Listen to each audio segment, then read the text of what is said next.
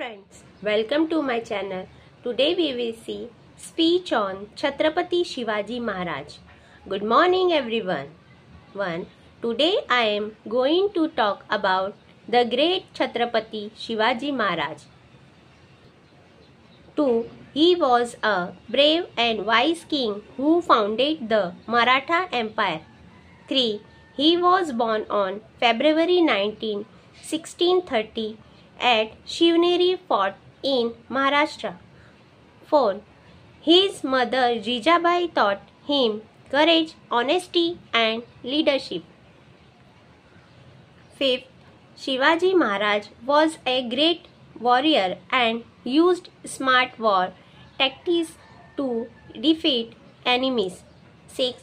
He built many forts and a strong army to protect his people. 7. He respected all religions and was a kind and fair ruler. 8. In 1674, he became the king of the Marathas at Raigad Fort. 9. His bravery and leadership still inspire us today. 10. We should always remember her teaching and be brave and truthful like him. Thank you for watching my video. Like, share and subscribe my channel. Thank you.